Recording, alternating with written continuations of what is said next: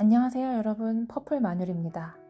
지난 영상 100만원 줬잖아 2편을 올리려다가 그건 내용이 조금 무거워서 그건 다음 편으로 하고 오늘은 쉬어가는 느낌으로 좀 가벼운 이야기를 해보려고 해요. 여러분 요즘 모두가 자신의 무가치함과 싸우고 있다라는 드라마 보시나요? 저는 정신과 의사쌤들이 주인공인 황동만이라는 인물을 두고 나르시시스트인가 아닌가 분석하는 영상을 보고 흥미가 생겨서 보기 시작했는데요. 드라마 자체도 너무 재밌지만 인간 심리를 정말 디테일하게 그렸다는 생각이 들었어요. 전작 나의 해방일주도 정말 좋아했는데 이번 작품은 더 깊고 날카로워진 느낌이라 더 재밌더라고요. 근데 댓글창에 보면 황동만이 나르시시스트이다 아니다 라는 의견이 엄청 갈리더라고요. 저는 정신과 의사도 아니고 심리학자도 아니지만 한때 저도 한 나르시시스트 연구했던 사람으로서 제 생각을 말씀드리면 중요한 건 황동만이 실제로 나르시시스트냐 아니냐가 아니라 그 인물이 보여주는 내면의 상태 자체라고 생각했어요. 불안정한 자존감, 인정욕구, 상처, 열등감, 분노 같은 것들이요. 그리고 저는 그게 사실 누구에게나 어느 정도는 있다고 생각합니다. 솔직히 살면서 상처 없고 질투 안 해본 사람이 어디 있겠어요. 오죽하면 사촌이 땅을 사면 배가 아프다라는 말이 있겠어요. 문제는 상처가 있느냐 없느냐가 아니라 그 상처를 어떻게 다루느냐인 것 같아요. 내 상처를 인정하고 내 불안정함을 받아들이고 그래도 더 나은 사람이 되기 위해 노력하는 사람은 성장할 수 있다고 생각합니다. 사촌이 땅 샀다고 내 인생이 망하는 것도 아니니까요. 땅을 사든 빌딩을 사든 그 땅이 내 인생에 미칠 수 있는 영향력은 1도 없습니다. 근데 어떤 사람들은 끝까지 자기 상처만 붙들고 계속 남 탓하고 다른 사람 끌어내리면서 무너진 자존감을 채우려고 해요. 저는 그런 상태가 결국 나르시시즘의 본질 중 하나라고 생각합니다. 황동만 캐릭터는 나르시시스트들이 가지고 있는 이런 내면의 정신 상태를 극단적으로 밖으로 표출해서 표현한 것이라고 생각해요. 그냥 황동만이 늘 속으로만 생각하고 있으면 무슨 드라마가 되겠어요. 표출하고 상대랑 반목하고 갈등이 있어야 드라마가 굴러가죠. 결국 황동만이 변은하라는 인물을 만나고 점차 자신의 내면의 변화를 일으키고 성장하면서 상처가 있어도 완전하지 않아도 우리는 충분히 성장할 수 있다는 메시지를 주는 내용으로 가지 않을까 생각이 됩니다. 그런데 현실에서 변은하는 존재하지 않습니다. 그 상처와 보잘것없음을 극복해 나가고 나 자신을 치유하는 건 결국 나 자신밖에 없어요. 그리고 자꾸 나를 깎아내리고 짓밟고 내가 그 앞에만 서면 악만 남게 되는 사람들은 그냥 멀리 하세요. 지난 영상 댓글에 며느리랑 시부모랑 똑같다는 댓글이 있더라고요. 네, 인정합니다. 똑같아요. 상대하다 보면 똑같아질 수밖에 없어요.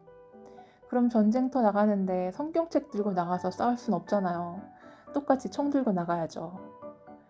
그러니까 여러분 자꾸 그런 사람 상대하다가 저처럼 됩니다. 그래서 더 위험한 거예요. 결국 나까지 변하게 되거든요.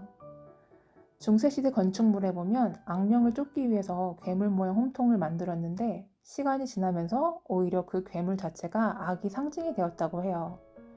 악으로부터 자신을 방어하려고 싸우다가 결국 나까지 악해진다는 이야기겠죠. 그러니까 그런 인간들 바꾸려고 여러분 고귀하고 우아한 인격에 스크래치 내지 마시고 그냥 한번 시원하게 들이받고 피하세요.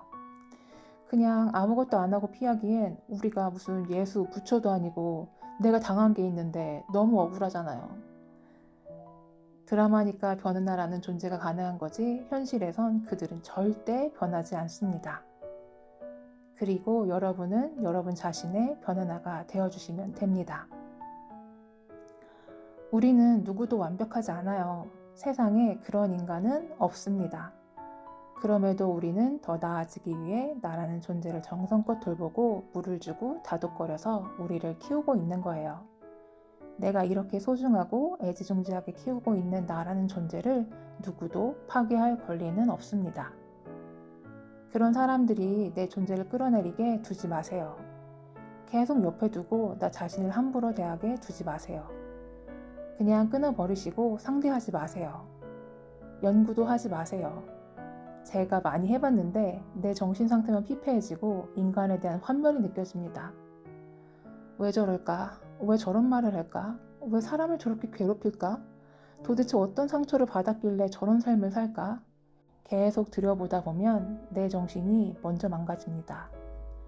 그리고 재밌는 얘기 하나 더 해드리면 제가 다니는 정신과 의사쌤한테 혹시 나르시시스트나 소시오패스 검사하는 거 있냐고 여쭤봤는데 그런 건 없다고 하시더라고요.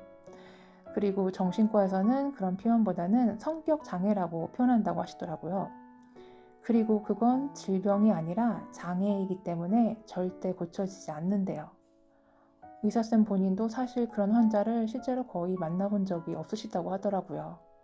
왜냐하면 그들은 절대 자기가 이상하다고 생각하지 않기 때문에 병원에 오지 않는다고 하시더라고요.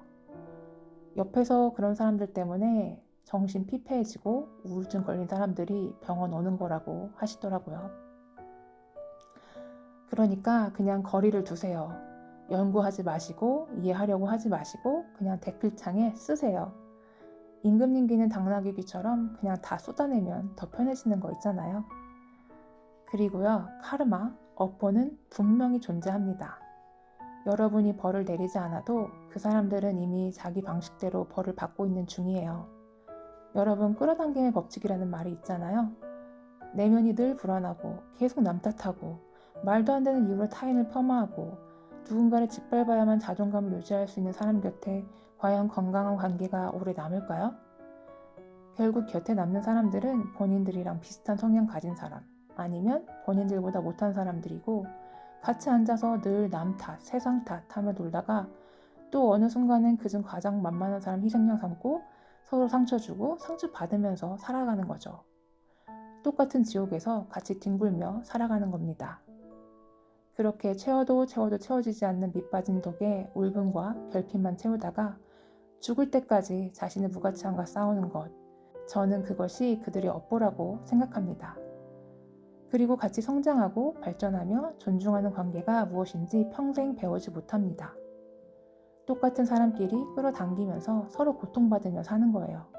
한 번도 존중하고 배려하며 관계를 맺어본 적이 없어서 그런 관계를 맺을 줄 모르는 불쌍한 사람들이에요. 그리고 다시 말씀드리지만 가치관이 그렇게 형성된 거라 여러분이 바꿀 수도 없습니다. 여러분까지 그 지옥에 같이 들어가지 마세요. 그 지옥 체험설은 제가 앞으로도 틈틈이 풀어드릴 테니까 여러분은 거기서 카타르시스 느끼시고 발 담그지 마세요. 여러분 자신을 잘 돌보고 다독여주세요. 그리고 스스로의 편이 되어주세요. 오늘 영상은 여기까지입니다. 다음 영상에서 뵐게요. 좋아요, 구독, 댓글 부탁드립니다. 감사합니다.